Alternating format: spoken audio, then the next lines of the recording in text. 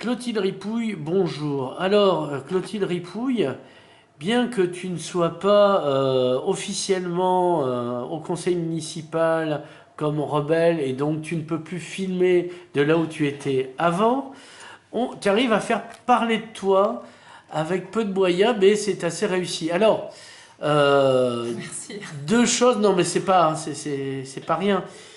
L'indépendante, donc montre le journal et pas tes mains. Voilà, que c'est le numéro 5. Tout à fait. Voilà, donc 13 000, combien, 10 000, 10 000 10 exemplaires. 000 exemplaires. Donc un autre regard sur la ville de Perpignan, avec un dessin sur Pujol et les compteurs. C'est vrai que pour un comptable, on s'y connaît en compteur. Et un politique, c'est un peu un compteur finalement. Tu as fait deux passages sur les télés nationales récemment. M6 TF1. Mais c'est pas par hasard parce qu'il y a une vieille tradition à Perpignan pour faire parler de nous en national, c'est le fait divers et le pire du pire. Donc on va commencer par l'indépendante. Qu'est-ce qu'il y a dans le numéro 5? Qu'est-ce qui se passe à Perpignan à part qu'on continue d'agoniser? Oui, l'indépendante, l'objectif, c'est de poursuivre notre rendez-vous avec les Perpignanais, continuer à informer, et donc dans ce numéro 5, on passe en revue ce qui a été l'actualité de l'année 2015-2016, puisque le dernier avait été publié été 2015, c'était le bilan de la première année de mandat, et donc là c'est le bilan de la deuxième année de mandat. Qu'est-ce qu'on remarque? Malheureusement, on continue de détruire et saccager, donc fin définitive de l'école d'art, destruction du presbytère et plus largement des destructions sauvages dans le secteur sauvegardé de Perpignan. Quand ça s'écroule pas, évidemment. Ça, en tout cas, une volonté manifeste de ne pas sauvegarder notre patrimoine pour des raisons qui sont certainement en partie sociales, c'est-à-dire que on s'imagine qu'en détruisant les bâtiments, on va chasser les gens pour lesquels on a été incapable de proposer une politique adaptée, une politique sociale adaptée. Ensuite, on revient largement sur le zéro impôt que la mairie a placardé dans tous les quartiers et qui est une information totalement mensongère, puisque qu'est-ce qu'on remarque? C'est que si les impôts n'augmentent pas par le taux, les taxations de la mairie augmentent, puisque on a une augmentation de tous les services municipaux, les bus, les écoles, les parcs-mètres en ville, donc tout un tas de moyens détournés de faire entrer de l'argent dans les caisses qui démontrent que finalement il y a de grandes difficultés. Voilà, et puis après un tour d'horizon d'un certain nombre de sujets, que ce soit culturels ou dans les quartiers. Il ne faut pas hésiter à le lire. Ceux qui ne l'ont pas reçu dans leur boîte aux lettres pourront le télécharger sur le site internet perpignanequili.fr ou clotilderipouille.fr. Alors, deux passages à la télévision, parce qu'on on fait du marketing territorial, mais négatif. En fait, on fait des coups de com. Voilà. Donc M6, c'était dû à un coup de com de la mairie autour de la sécurité. Ouais. Il y a de gros problèmes de sécurité à Perpignan, tout le Ah monde oui, le le sait. spray Voilà, fort mais Perpignan. la mairie propose un spray ADN pour marquer vos objets. Alors si demain je veux que en cas de cambriolage, si on me vole ce verre, eh bien je puisse le retrouver, j'ai la possibilité d'aller acheter une bombe à la mairie, de mettre un coup de spray sur le verre et puis je vais avoir le grand plaisir, si on retrouve après le cambriolage le verre, de pouvoir dire c'est le mien. Bon, tout ça est un peu dérisoire et c'est vraiment de la communication. Les vrais problèmes de sécurité que l'on peut avoir dans les différents quartiers de Perpignan, eux, ne sont pas réglés. Pourquoi? Parce qu'il faudra avoir une politique de présence humaine, d'implication et de coordination entre la police municipale, la police nationale, qui soit beaucoup plus forte, de médiateurs dans les quartiers, mais qui soient des vrais médiateurs sociaux et Pas des gens qui vendent des votes en sous-main. voilà, pas des médiateurs électoraux. Voilà. Voilà. Donc, une vraie politique sociale, et aujourd'hui, tout ça, ça n'est pas fait. Donc, les questions de sécurité, les problèmes de drogue, les problèmes de trafic en tout genre, les problèmes de cambriolage, liées à une paupérisation de la population perpignanaise, tout ça, ce n'est pas réglé et c'est certainement pas avec un spray ADN qu'on va le régler. Alors, une politique de jeunesse à Perpignan, ça pourrait être bien. Est-ce que un nouveau 35 qui est Vauban, une maison des jeunes en plein centre-ville avec une radio, enfin autre chose, une télévision maintenant, avec tous les moyens qui ont évolué, ça serait pas beau aussi? C'est sûr qu'il y a des choses à faire, il y aurait des choses à faire, mais aujourd'hui, qu'est-ce qu'on voit? C'est que tout ce qui est lié à l'éducation et à la jeunesse, les budgets sont sacrifiés. Donc l'école d'art, qu'est-ce que c'était si ce n'est un outil de formation pour les jeunes et justement en phase avec les besoins actuels, puisque aujourd'hui les besoins de Perpignan, c'est avant tout d'avoir des jeunes qualifiés et tout ce qui est métier du tertiaire et de l'audiovisuel, c'était une bonne opportunité. Mais on voit ça aussi au niveau des écoles, puisque la ville a... Les Alae, hein? Tout à fait. Hein, donc jusqu'à maintenant, il y avait un encadrement périscolaire, c'est-à-dire les temps de déjeuner et après de garderie, qui étaient pris en charge par des associations avec des gens formés, spécialisés et qui pouvaient, je dirais, faire une prise en charge dans de bonnes conditions. Aujourd'hui, qu'est-ce qui va se passer à la rentrée? Bien, ça va être les ATSEM, qui sont du personnel municipal, mais qui n'a pas la qualification qui était demandée aux associations précédentes, et qui surtout va se retrouver devant des problématiques de prise en charge d'enfants, de garderie, sur des horaires avec une amplitude très importante et qui ne pourront pas mettre en place ces activités de qualité telles qu'elles étaient données auparavant. Donc ça veut dire qu'une fois de plus, on joue à la baisse dans tout ce qui est investissement sur l'avenir et dans l'éducation et la formation. Pas Kulchi, comme on dit à Marrakech. Pas Kulchi la baisse. Oui,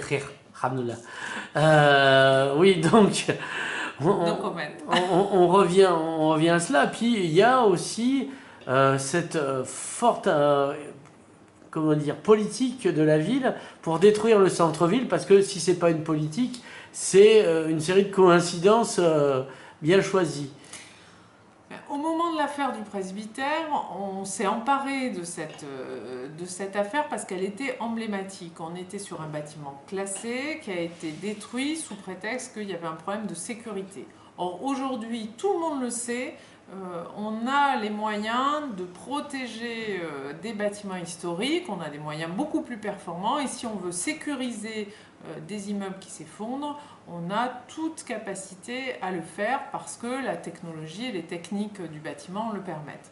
Donc si on ne le fait pas, c'est qu'on a la volonté de les détruire et je dirais d'amputer ce patrimoine perpignanais qui a été quand même mis en capacité d'être protégé, puisque la création du secteur sauvegardé, c'était comme d'Antreville, comme à Uzès par exemple, la volonté de le conserver parce qu'il avait une valeur historique, patrimoniale et à terme culturelle, touristique.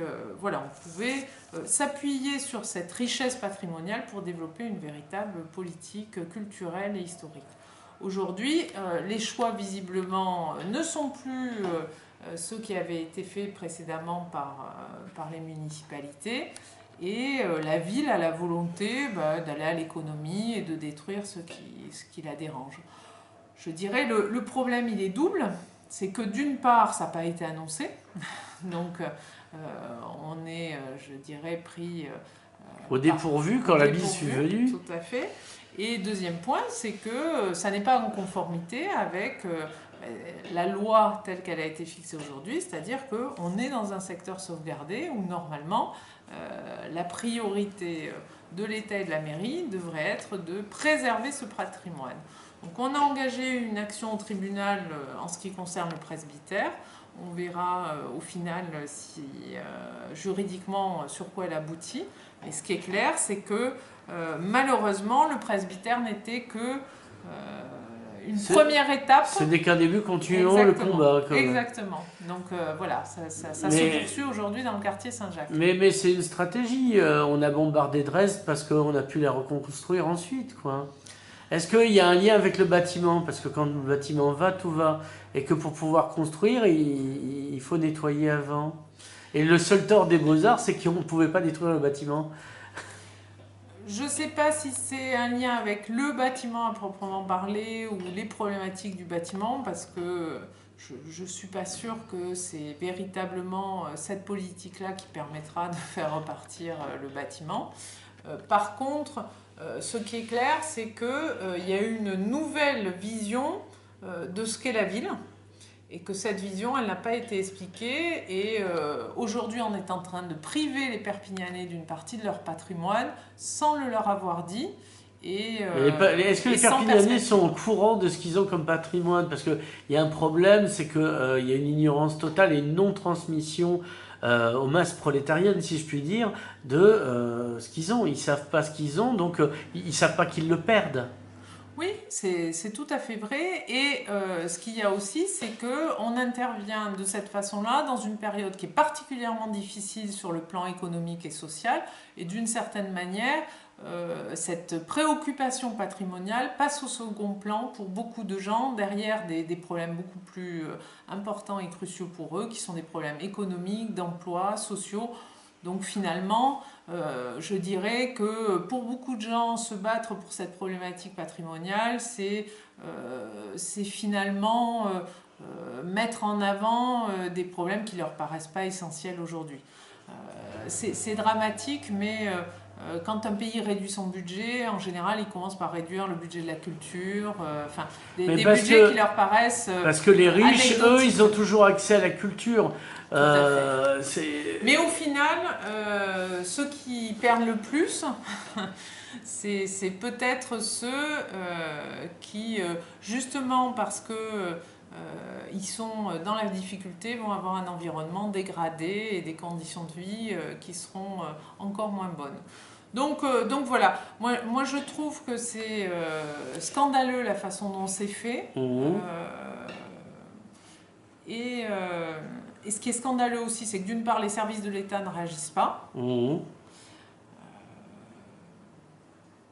Que les Perpignanais ne réagissent pas, malheureusement... mais est-ce qu'ils réagissent encore à quoi que ce soit? Voilà, parce qu'on a éliminé leur sensibilité, semble-t-il. Oui, moi je pense qu'ils réagissent, et je le vois parce que de plus en plus de gens me sollicitent et nous sollicitent au travers de l'association Perpignan Équilibre. Donc je pense qu'il y a véritablement une prise de conscience du cercle vicieux dans lequel nous entraîne cette politique. Ça, j'en suis infiniment convaincue. Mais maintenant,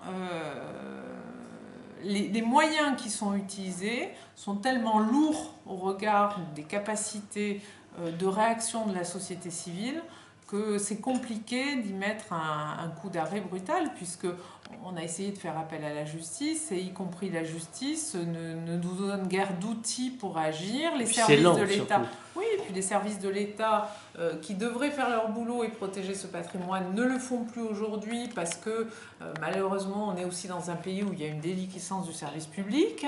Donc tout ça joue en faveur de cette politique de saccage.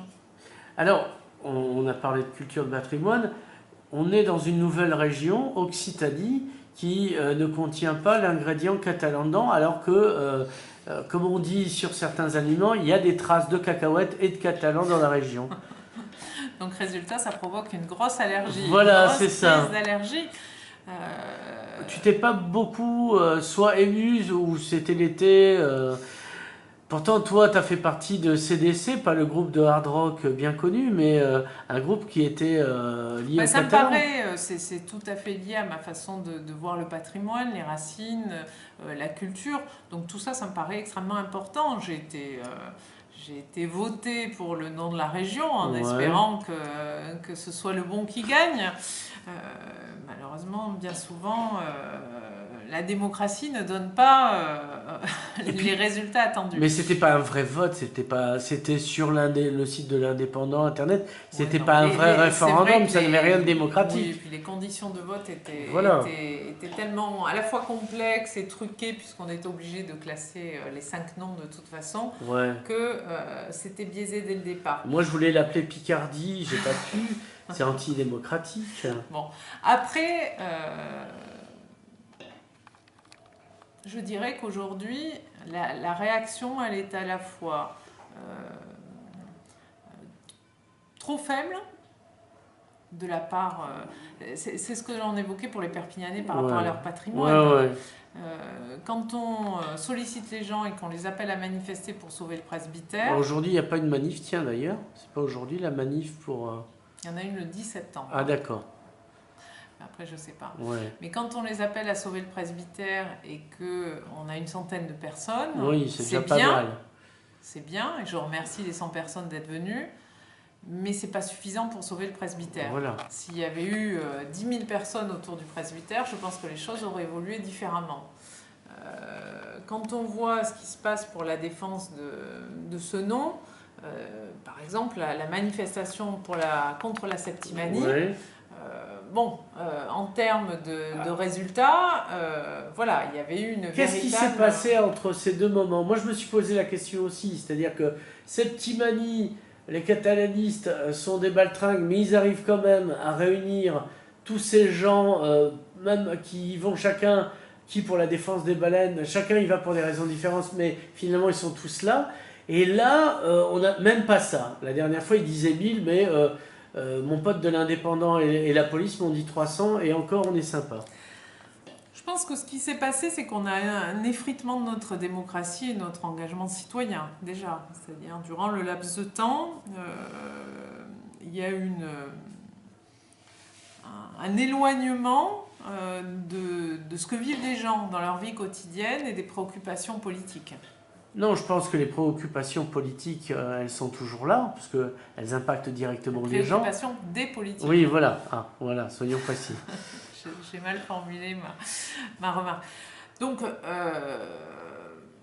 un nom, ça n'a d'intérêt, enfin, que aussi par rapport à ce qu'il véhicule. Or, aujourd'hui, le projet des Catalans pour la Catalogne Nord, il n'y en a pas pour beaucoup de gens. Il n'y a pas de projet de société. Voilà.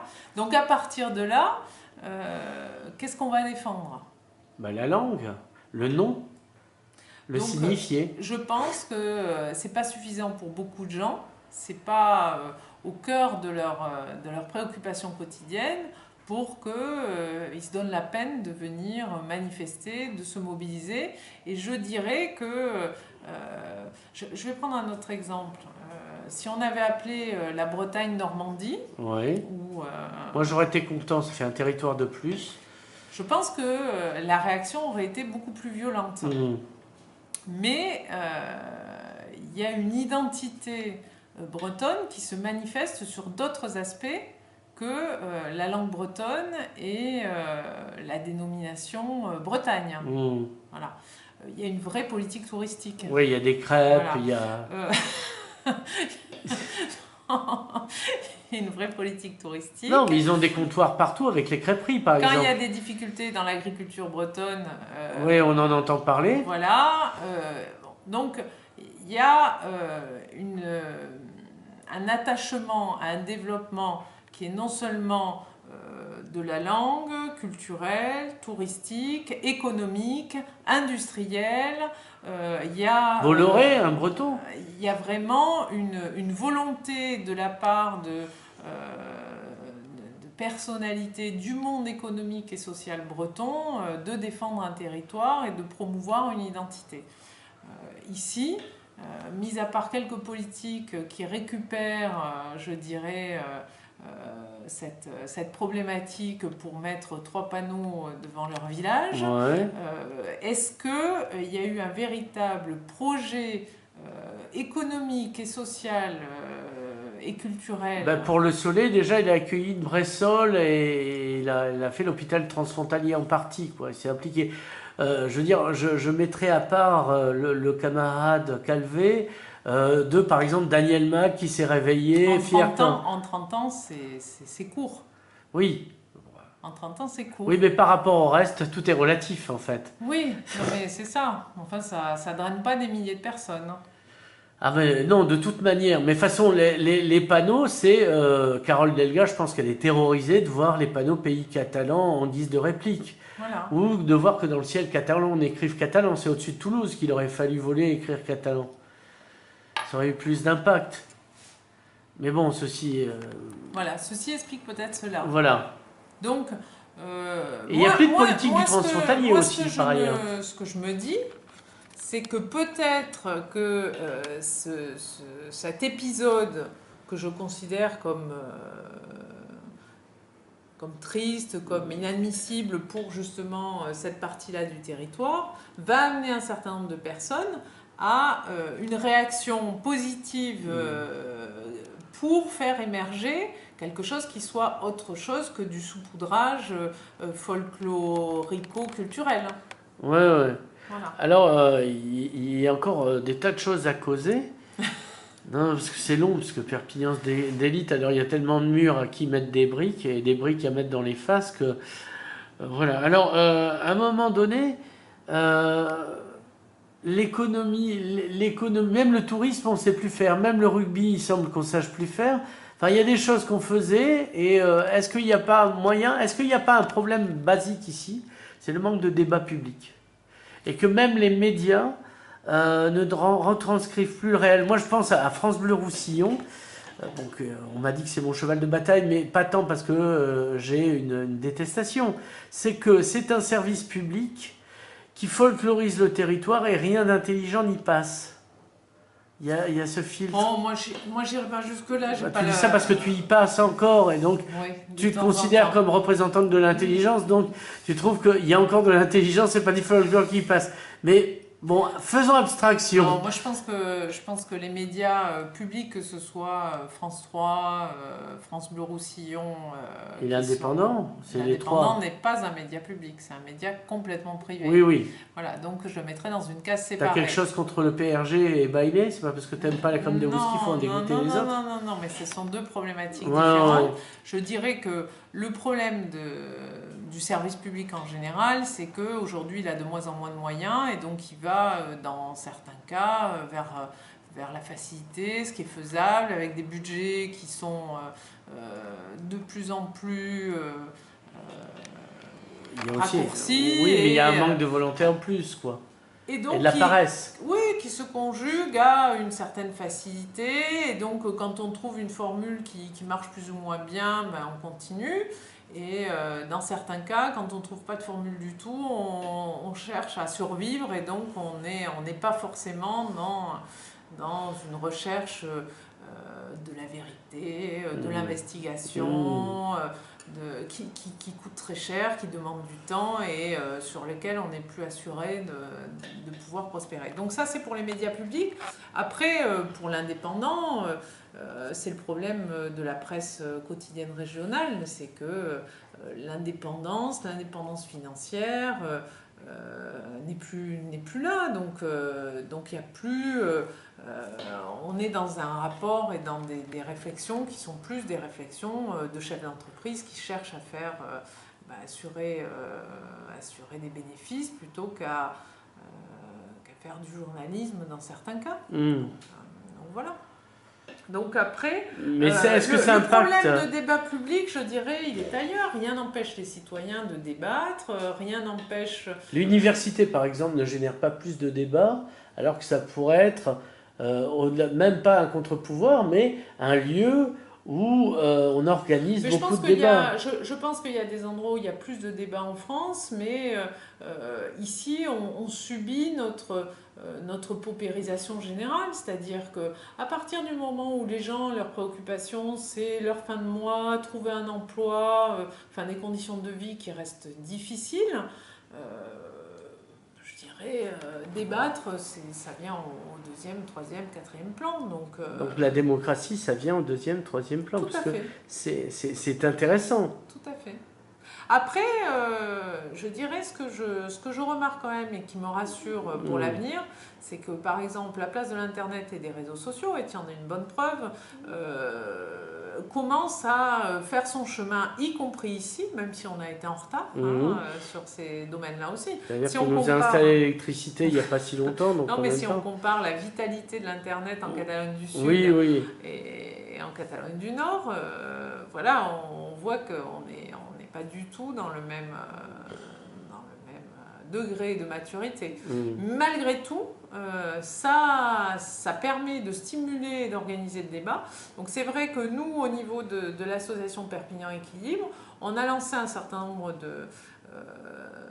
d'initiatives. On a une page de réflexion sur la ville en général, qui est le Think Tank Perpignan Équilibre sur Facebook. Moi, j'ai une page personnelle, Clotilde Ripouille, mais on a une page aussi qui s'appelle Bille en tête, où on met des vidéos, où je partagerai celle-ci quand elle sera en ligne sur l'archipel, où on met des vidéos en ligne de façon à susciter des interrogations et des débats. On a une page sur notre action contre les centres commerciaux, donc stop aux centres commerciaux autour de Perpignan. Enfin, et c'est vrai que il y a le site internet, il y a la page aussi 365 raisons d'aimer Perpignan. Donc on est très actif sur les réseaux sociaux, sur Twitter aussi. Et finalement, ça permet de créer des débats et c'est très intéressant. Et on voit que les gens participent et viennent et échangent et partagent.